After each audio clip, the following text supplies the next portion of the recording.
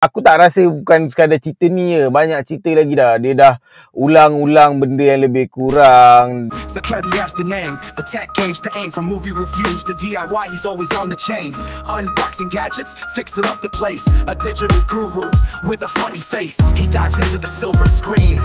A cinematic journey, a vivid scene.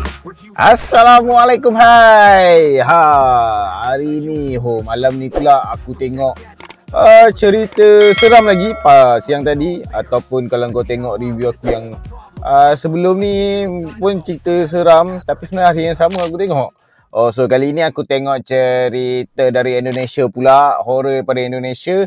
Tajuk dia Kitab Si Jin dan Ilyin. Kitab Si Jin ni kitab kejahatan, lepas tu Kitab Ilyin ni kitab kebaikan lah. So kita nampak dalam cerita ni tema dia perlawanan antara jahat dan baik, baik dan jahat lah kan.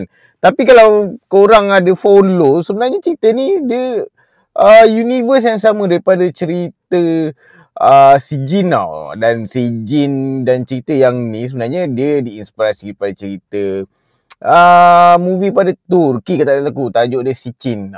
Tapi dia Si Jin lah kan, bahasa Indonesia ataupun bahasa Melayu lah. Cerita ni pasal apa? Cerita pasal balas dendam, santet ataupun orang kata ilmu hitam lah kan. Dia nak balas dendam, nak bagi keluarga ni mati dengan menggunakan ilmu hitam, menggunakan macam orang kata santau, santet kan, kalau bahasa Indonesia ni. Lepas tu apa yang berlaku semua dapat ke watak utama ataupun watak orang jahat ni, dia membunuh lah semua keluarga tu. Kau kena tengok kan. Dan cerita ni pun agak best juga sebenarnya bagi aku. First thing first, apa yang aku boleh cakap, cerita ni dia bukanlah kesinambungan daripada yang pertama. Sebenarnya aku agak frust jugalah, sebab aku harap dia sambungan daripada yang pertama tu, Si Jin tu. Sebabnya kalau kau tengok Si Jin tu, dia agak tergantung cerita dia. Kita nampak lah dia ada kesinambungan dia. Tapi yang kali ni dia tak. Mungkin tak tahulah akan datang ada Si Jin yang betul-betul sambungan dia. Tapi ni dia masih lagi dalam universe yang sama dan konsep cerita yang lebih kurang lah. Apa lagi yang tak berapa nak best? Ya, cerita ni sebenarnya sangat klise lah bagi aku. Dia sangat-sangat klise apa yang berlaku. Ada konsep balas dendam, konsep ilmu hitam, santau, santet ke kan. Semua benda banyak sangat lah benda yang sangat klise. Lepas tu ada juga jump scare murahan, just mengharapkan bunyi nak bagi kau terkejut. Tu membuatkan benda-benda yang bagi aku kadang-kadang potong. Sebab aku tak suka sangat jump scare yang sekadar transition daripada scene ataupun footage ke footage yang lain, ataupun bunyi yang sebenarnya bukan benda tu menakutkan pun. Tapi kat dalam cerita ni nak kata terlampau banyak tak, tapi ya dapatlah kau perasan kan, dia memang agak bermain dengan benda-benda yang macam tu. Tapi ada juga jump scare yang bagus bagi aku lah kan.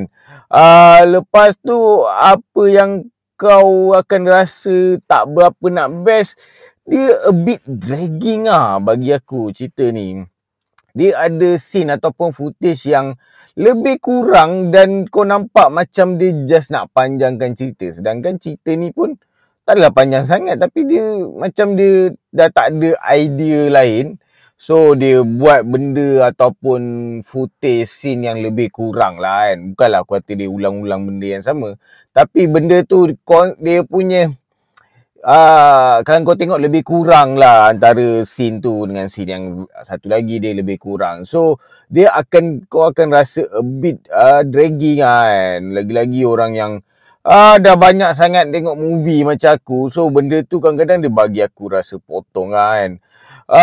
Lepas tu disebabkan aku dah tengok cerita Si Jin tu, kau nampak persamaan dia tau antara dua cerita ni. Dia bukanlah tak bagus ataupun terlalu bagus, tapi dia buatkan kau rasa macam kau tengok cerita yang lebih kurang. Itu yang sedikit potong lah juga bagi aku kan. Tapi apa yang paling best tentang cerita ni adalah vibe dia. Vibe dia sangat-sangat dapat lah. Walaupun vibe dia bagi aku vibe yang klise untuk Indonesia. Vibe yang sama, vibe ataupun keadaan keliling yang sama, dia punya prop. Bukanlah sama, maksud aku benda tu sebiji-sebiji, tapi kalau kau tengok cerita-cerita Indonesia, kau akan dapat rasa feel yang semua lebih kurang je. Tapi feel ni yang sebenarnya berjaya. Sebab tu diorang masih mengekalkan feel yang sama, ataupun vibe yang sama, ataupun keadaan yang sama, keadaan keliling. Kau nampak macam sedikit uzur keadaan dia, nampak macam old school sikit, nampak macam lama sikit. Lepas tu rumah pun nampak macam kotor lah, nampak macam Messi sikit lah kan. So itu memang permainan filem-filem pada Indonesia. Walaupun aku dah bosan dengan cerita horror pada Indonesia, tapi cerita yang kali ni bagi aku, cerita Kitab Sijin Alien ni, dia something yang boleh bagi aku seram tau. Itu yang bagi aku sangat suka. Dia bagi kau seram dengan dari segi makeup dia, dari segi ada jump scare. Walaupun macam aku cakap pada mula, ada jump scare murahan, tapi ada juga jump scare yang bagi aku jump scare yang berkualiti lah kan. So benda-benda tu yang buatkan kau rasa seram. Dia boleh bawa kau, even kau dah keluar daripada hall tu pun, kau akan rasa seram tu dibawa tau. Dan masa aku tengok tu pun ada jugalah beberapa orang lelaki sendiri yang menjerit juga. Aku macam tak sangka kan.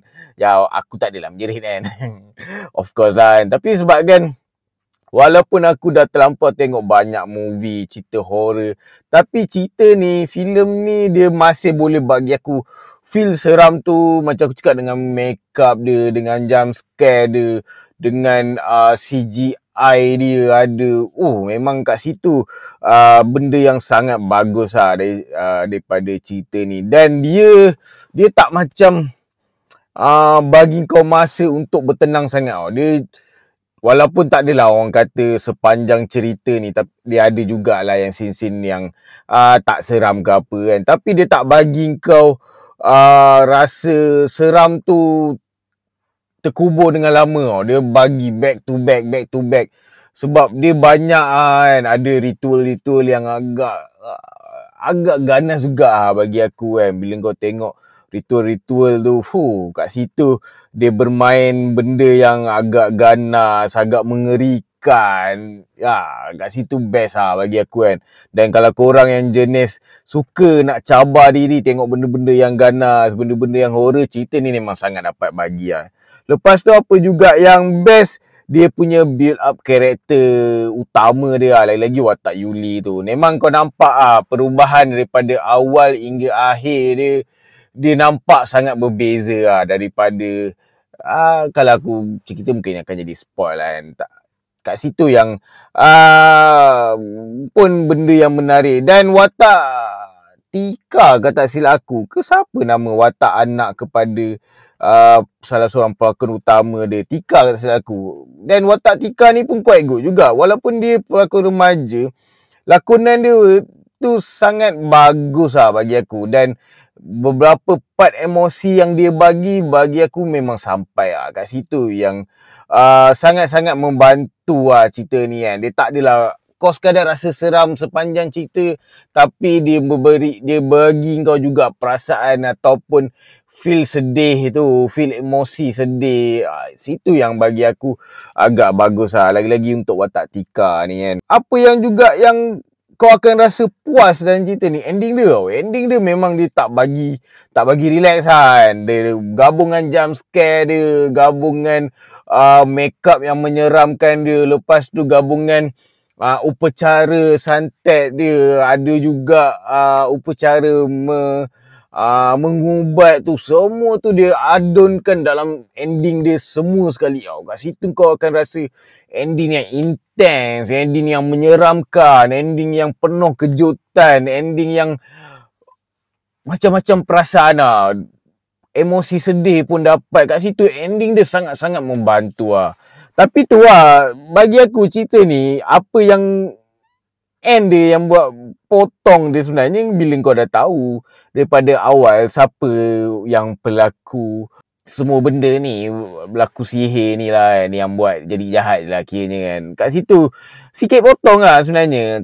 Tapi tak adalah terlalu teruk dia punya feel tu bagi aku. Tapi mungkin sebab dia walaupun kau dah tahu dah siapa orang jahat dia, orang kata dah tak ada plot twist ataupun dah tak ada something yang menerujakan ataupun something yang memberi teka-teki kepada kau untuk kau excited lagi nak follow cerita ni. Tapi dia buatkan kau rasa lebih nak follow dengan macam mana dia nak benda ni, ataupun macam mana dia nak tunjukkan macam mana setiap mangsa tu dibunuh ataupun kena sihir tu lah kan. Kat situ yang sebenarnya dia bagi perasaan kau nak tanda tanya macam mana watak ni mati, macam mana watak ni kena sihir. Kat situ yang bagi kau akan follow cerita ni daripada awal sampai akhir. Dia buatkan kau tak rasa bosan lah. Walaupun sikit lah macam klise kan. Walaupun klise tapi dia still lagi memberi something yang sangat bagi aku menyeramkan dan best lah. Dan korang boleh uji korang punya tahap keberanian dalam cerita ni. So kalau kau tanya aku berapa bintang untuk filem Kitab Si Jin dan Alien ni, aku rasa aku boleh bagi 9 bintang per 10. Dan cerita ni lebih baik daripada cerita Si Jin lah. Walaupun something yang klise ya. Sebenarnya cerita horror aku tak rasa bukan sekadar cerita ni je. Banyak cerita lagi dah. Dia dah ulang-ulang benda yang lebih kurang dan dia buat cerita yang lebih kurang. Tu yang sebenarnya klise yang ya, tapi walaupun klise dia still lagi dapat bagi seram tu dah bagi aku dah cukup bagus lah. So kalau kau rasa review aku membantu korang untuk pergi tengok ataupun tak filem Kitab Si Jin dan Alien ni, aku harap kau dapat subscribe tu channel aku. Boleh like, boleh share, boleh komen video-video aku. Sekian. Assalamualaikum.